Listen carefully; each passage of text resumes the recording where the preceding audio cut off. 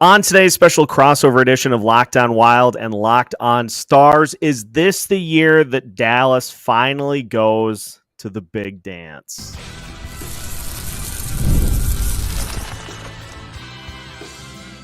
You're Locked On Wild, your daily podcast on the Minnesota Wild, part of the Locked On Podcast Network, your team every day.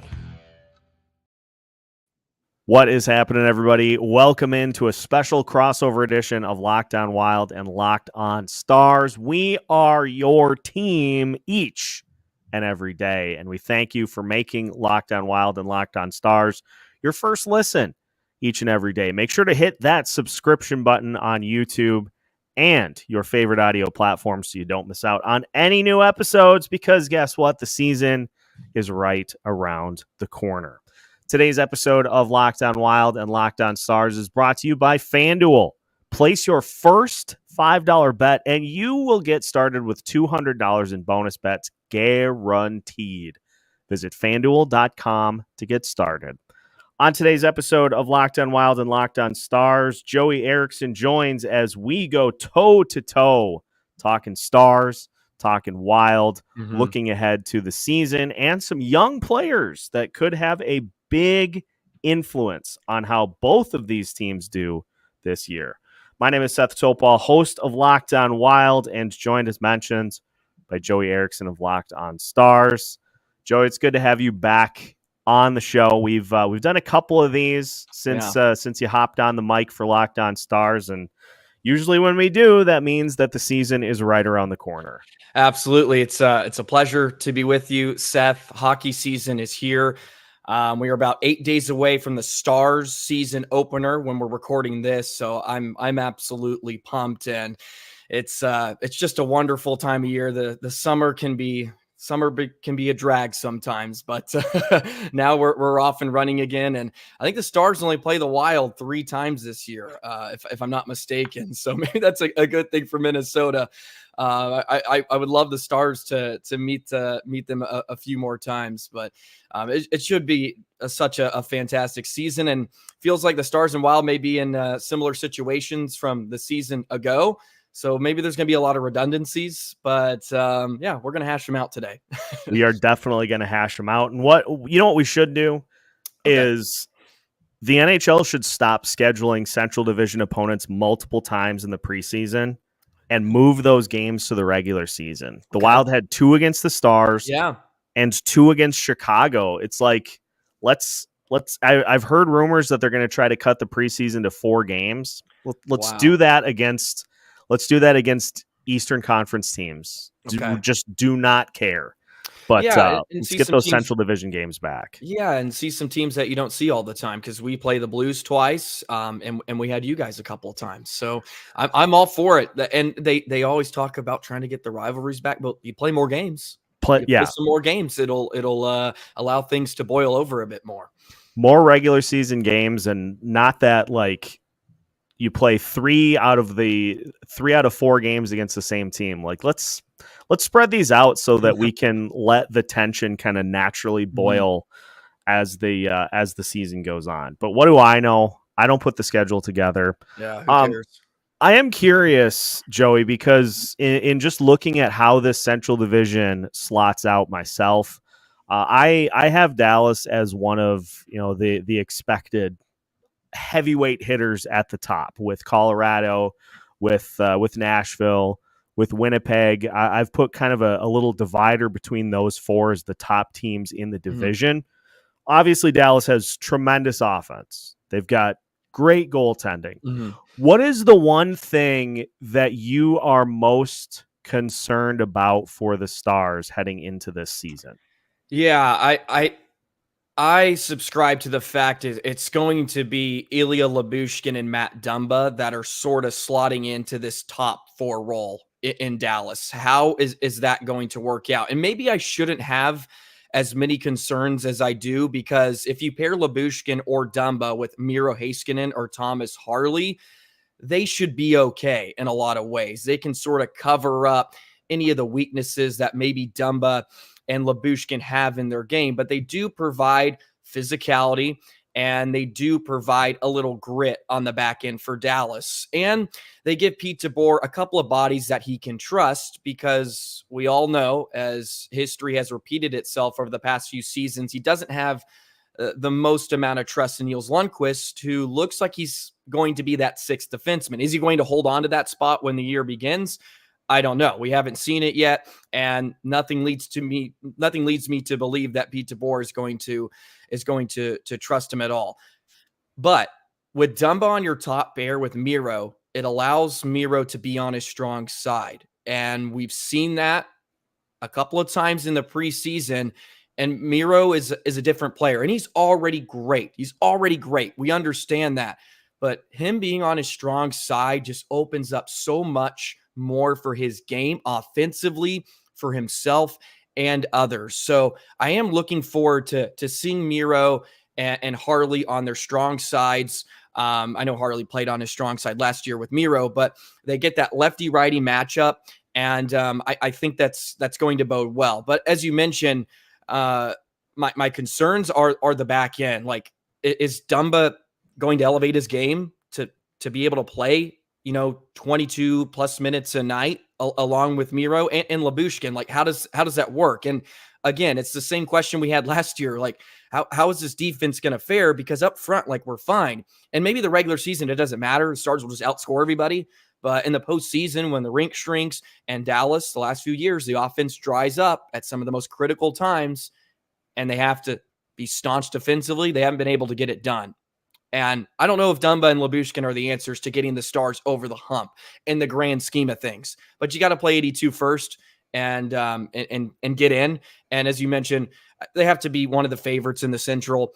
They want to win it. I mentioned that in our contenders episode with all the other Locked On Nashville and Colorado. We did one as you did as well, and I feel like they want to win it.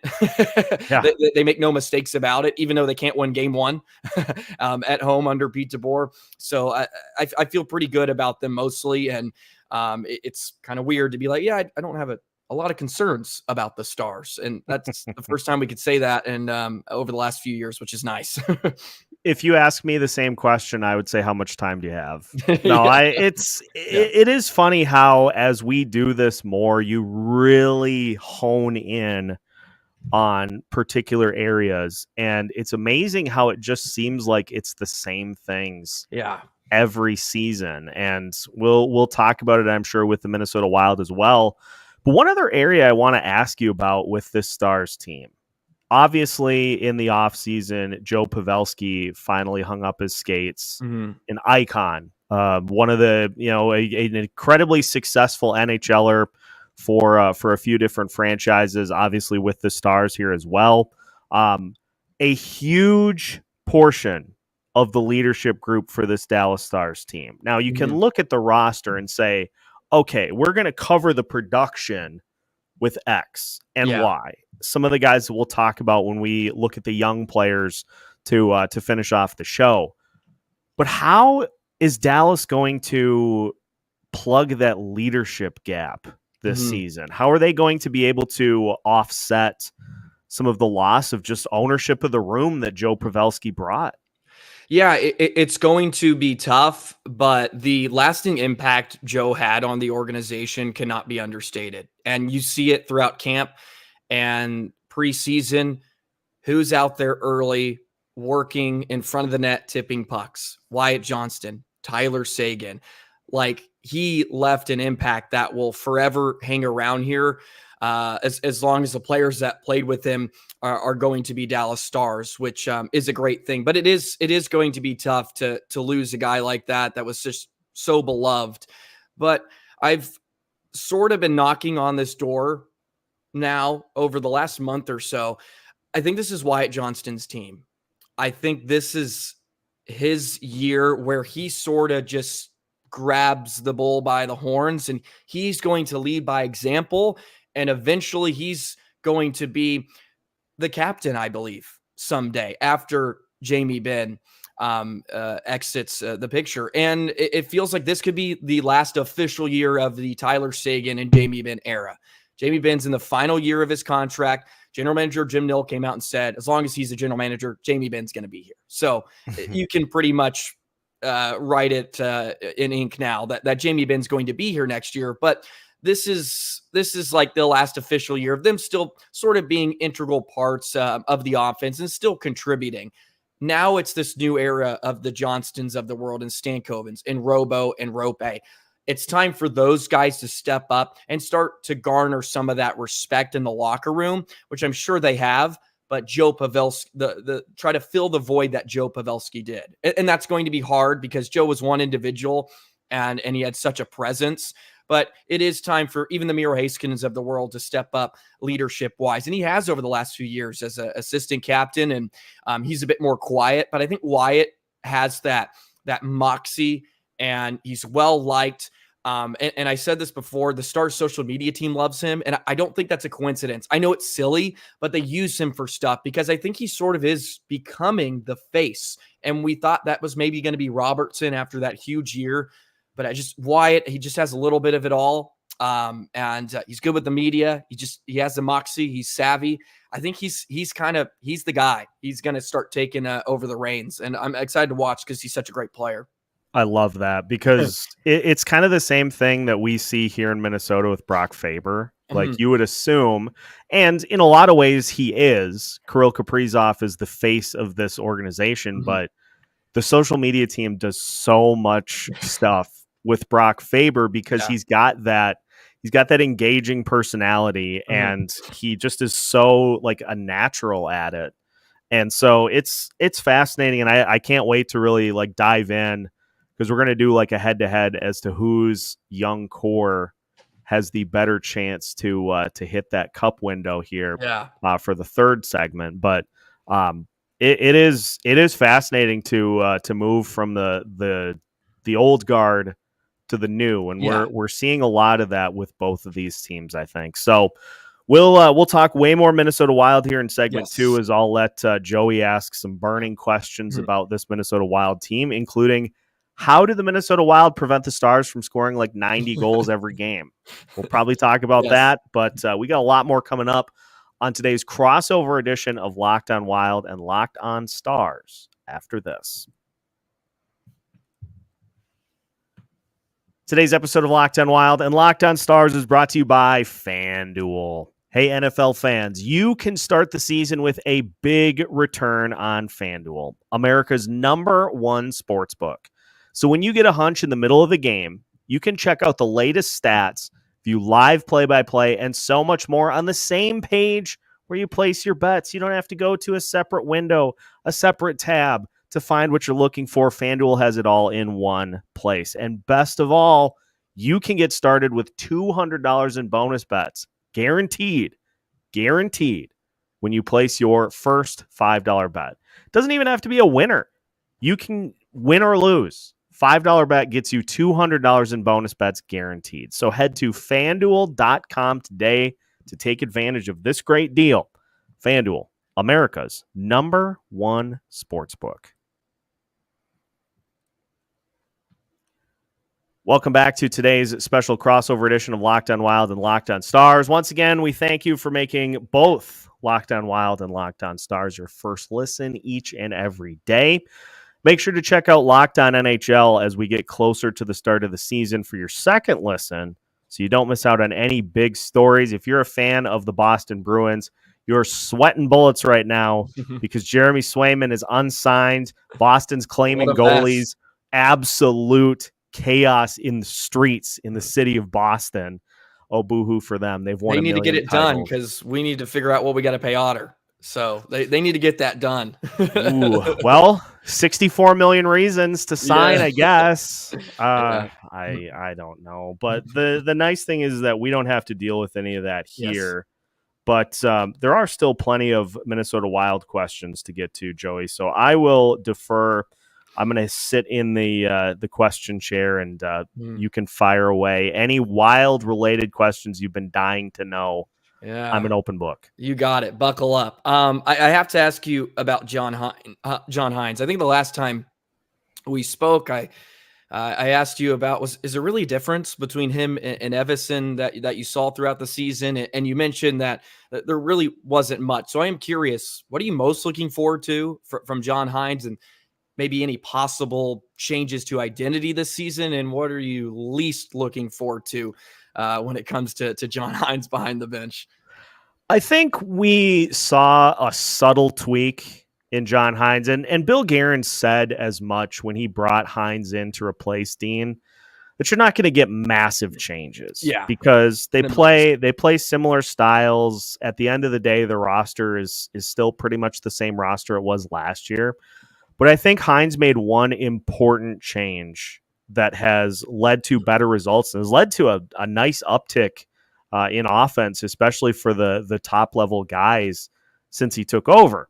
Is he just changed the philosophy for the Wild to stop trying to be a team that slows everybody down to playing more of the modern style. And, this really reflects in how quickly the Wild try, especially when the Wild, because of the style they played under Dean Evason, they tended to get caught on their own end of the ice a lot. And, it's like you jump into a hole that you yourself dug, but it's too deep and you can't crawl back out. Yeah. So Hynes has really prioritized trying to quickly move out of the zone, and push the puck up the ice. So when the other team does get set offensively, you have that in your head to where anytime you get the puck, like off a rebound or off a turnover, your first thought is, all right, let's flip this and move up the ice and get back into the offensive zone.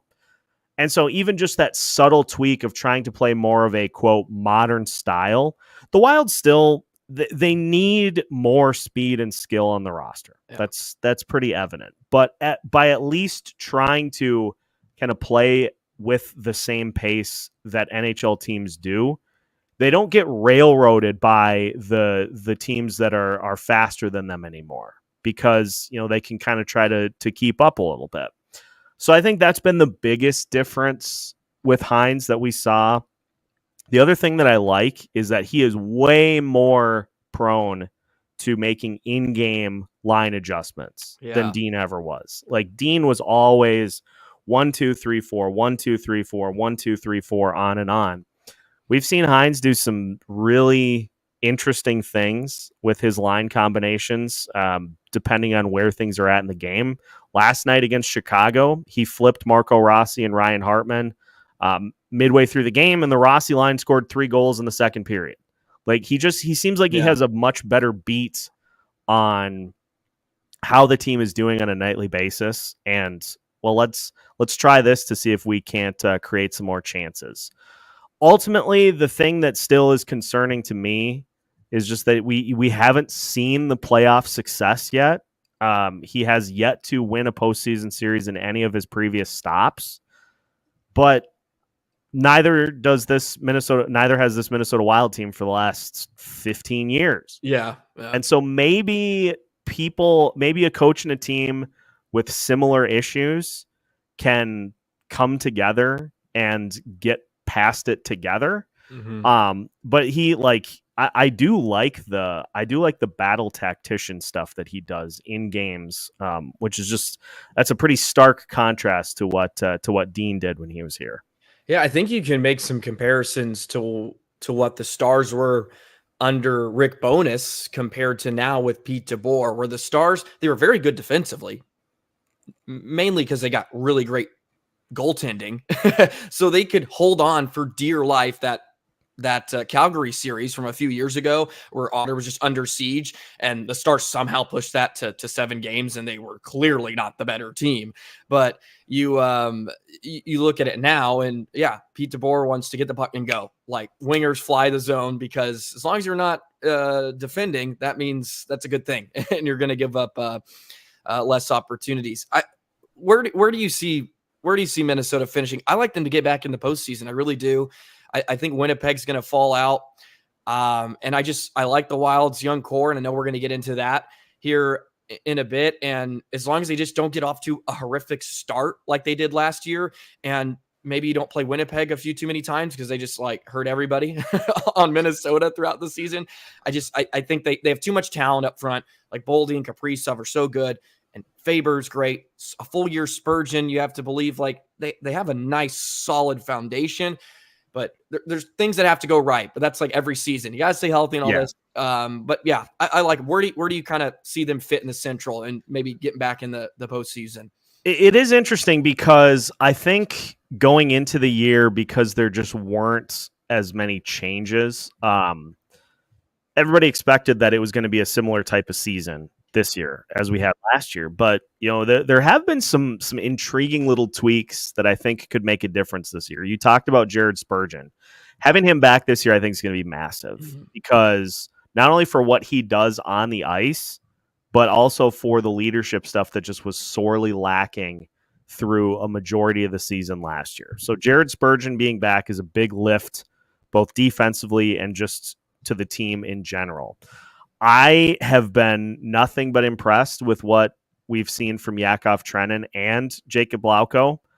And I think that is reason for an improvement as well, because lines 2, 3, and 4, after we created the super line with Kirill, Matt Boldy, and Joel Erickson, lines 2, 3, and 4 were black holes last year for the final 2 months of the season. Like the entire fourth line, I think, combined for 15 total points from February to the end of the year last year. Yeah. Which is hideous. It's just not going to get it done that way, especially in today's game. Yeah. And so you bring in Lauko, who's got great speed, but he has been very vocal about he wants to improve his offense this year, and he has 3 goals in the postseason so far.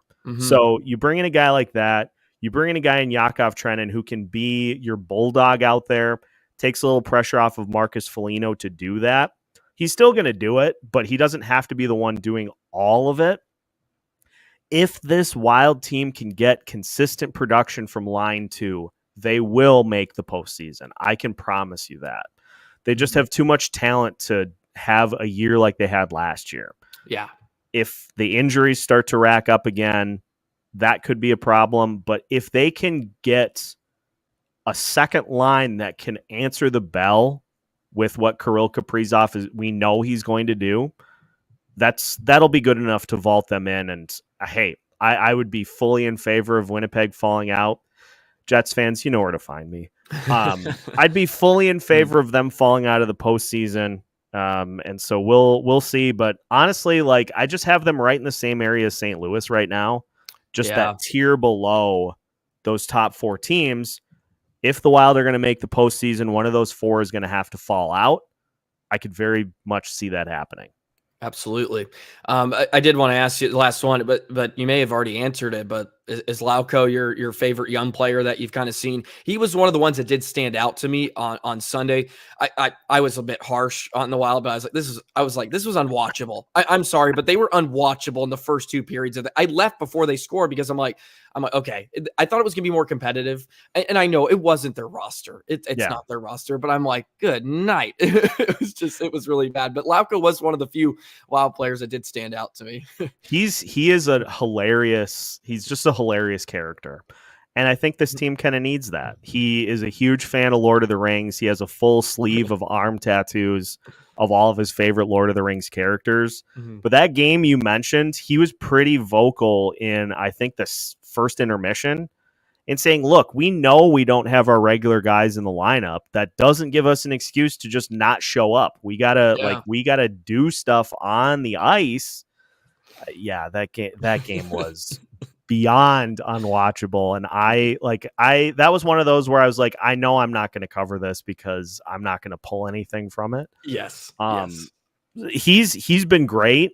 Honestly, another guy that I really sneakily like just because of the character that he brings too is his 4th line center, Marat Huznadinov, who last year he won 2 faceoffs in a row in his debut, and got just a thunderous ovation from the fans. And he was asked about it in the postgame, and he's like, I heard people cheering, and I'm like, I won 2 faceoffs. Big deal. Do that on the PK, man. You're a god in Minnesota. he's gonna be a huge focal point of that unit too. And so I would say those guys. I tend to gravitate towards the 4th line guys because the hustle and the energy they bring on a nightly basis. And so no surprise that those are probably two of my favorites this year because they're on the fourth line. Yeah. All right. Well, good stuff. Good stuff. We are going to finish with a nice head-to-head look at what both of these teams have coming down the pipeline. We're seeing more of it with Dallas over these last couple of seasons. We will see more of it from Minnesota over the next few as well.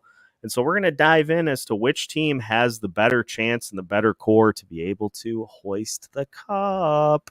That's on the way as we finish today's crossover episode of Locked On Wild and Locked On Stars after this.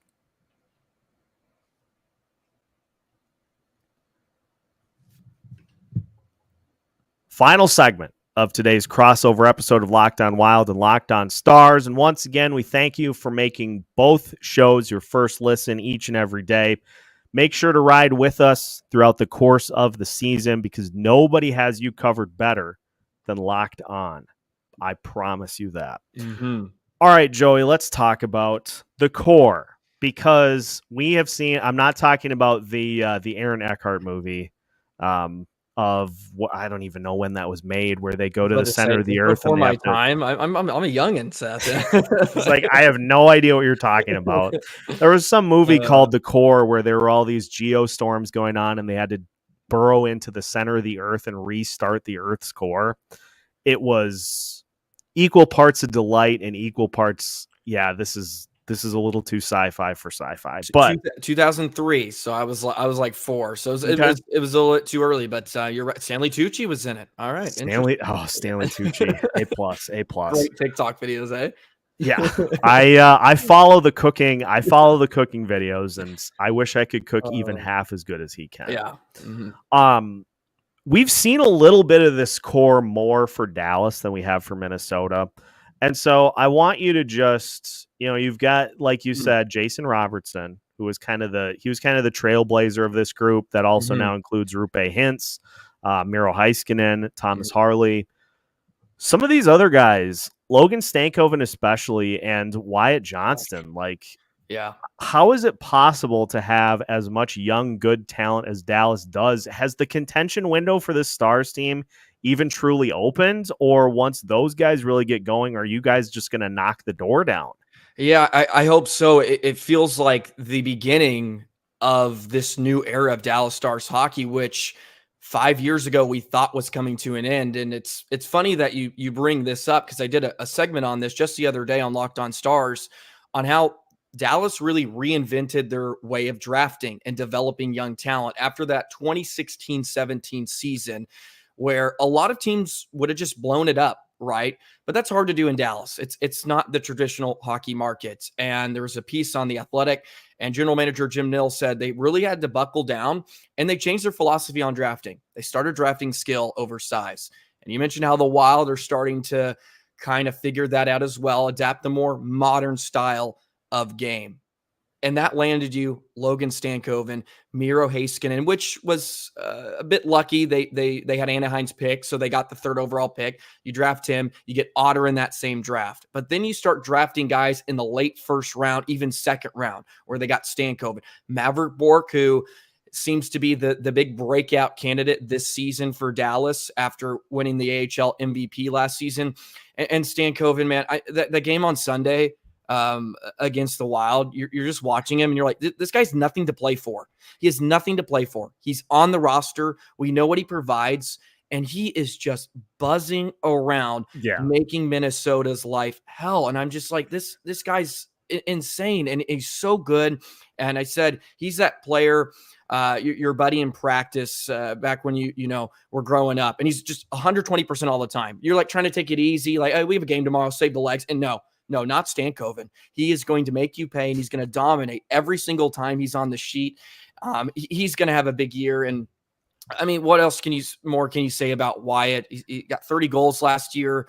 At just 20 years of age, he looks like he's going to get to play on that top line with Robertson and Rope. That could be a dominant line in the NHL. Maybe it gets him back to what we saw for about a year and a half with Pav on that line.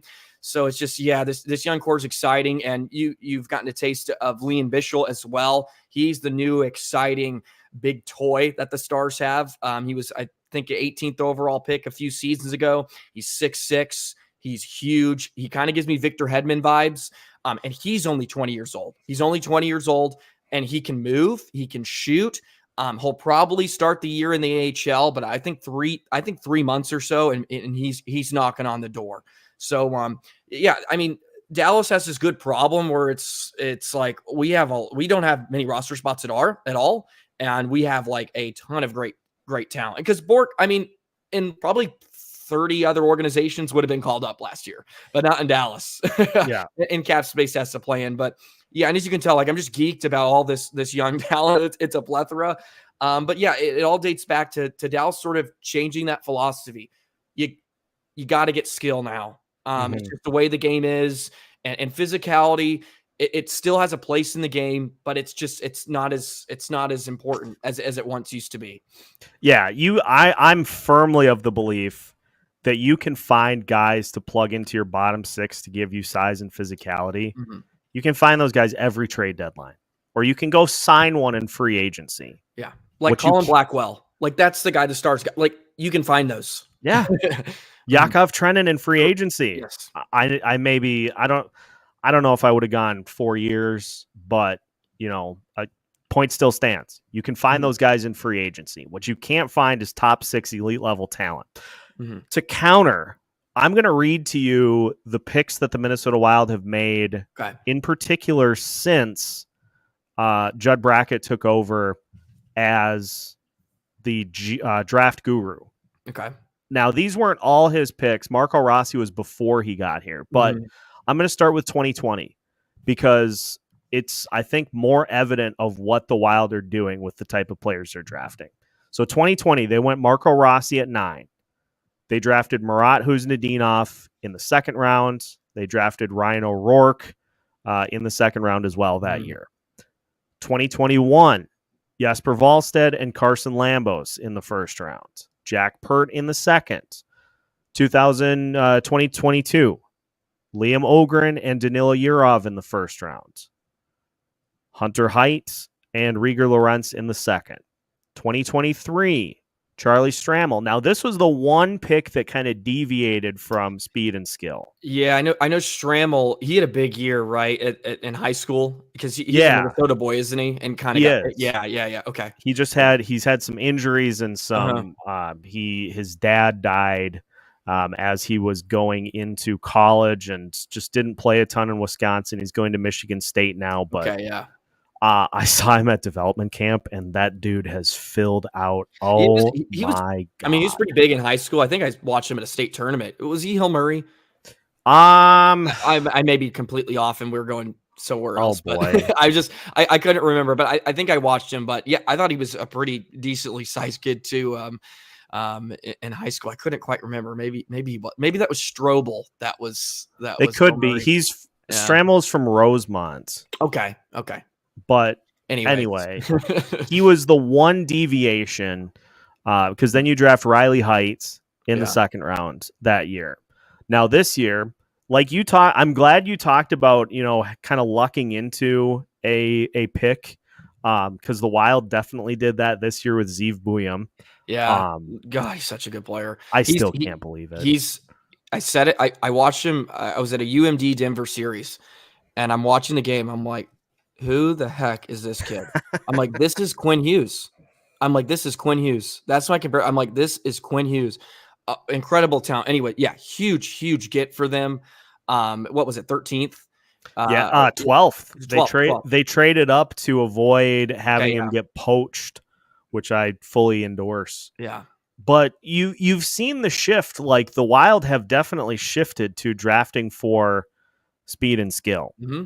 And you talk about all those players that Dallas has at their disposal coming up. The Wild have Liam Ogren, who is probably going to start the year in Iowa, but is going to be that first wave that we see over these next couple of years. Riley Heights will be on this team. I would be shocked if he's not within the next 2 years.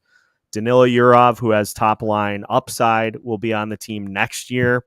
And so you're seeing the Wild too make draft decisions that better align with the modern type of game, which is when their contention window is going to open to. Like, once these guys all get on the roster, that's when their contention window opens. And we're going to see the same thing that's happened with the Stars happen with the Wild, where, okay, we're starting to kind of move on from the old guard. Let's inject these young players in.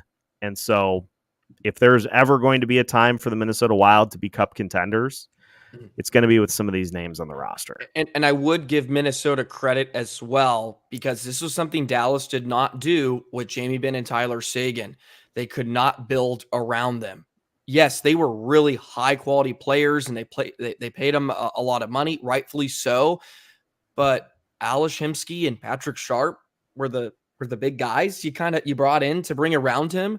And now they've done it, but Ben and Seguin are in their mid-30s now, and they're still contributing, and they've had some nice resurgence. I mean, they're still really nice players. I mean, I think Jamie Benn's still going to produce at a very deep. I think he's a 60-point guy again, especially when you get to play him with Bork and Stankoven, just throw him with the young guys. But with Kaprizov, he's 26. Boldy's 22.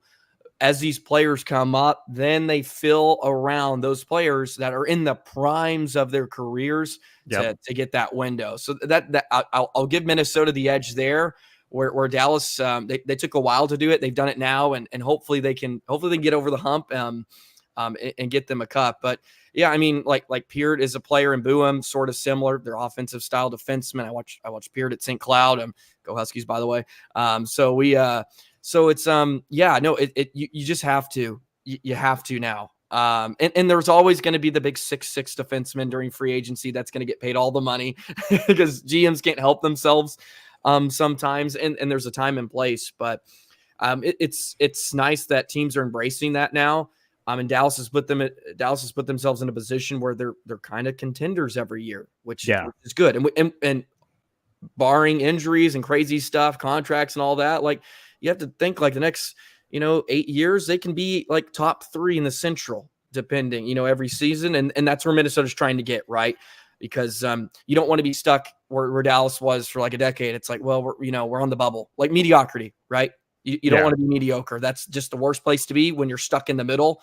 And Dallas was able to revamp themselves. And yeah, maybe the Minnesota has done that now, which is exciting.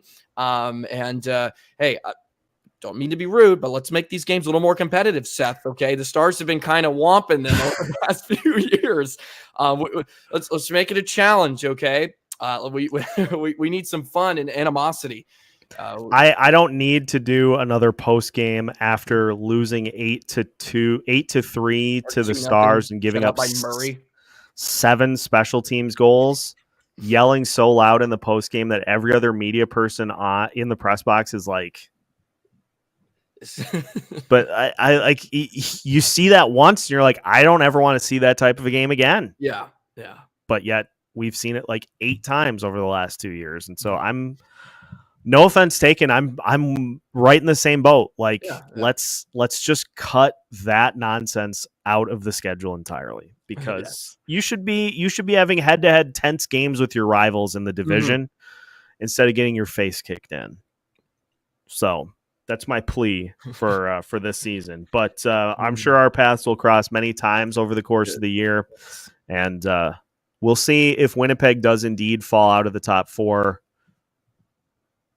Oh, they will. We'll find out. You got to watch our contenders episode we did. We were just all over. They were the punching bag. I felt so bad.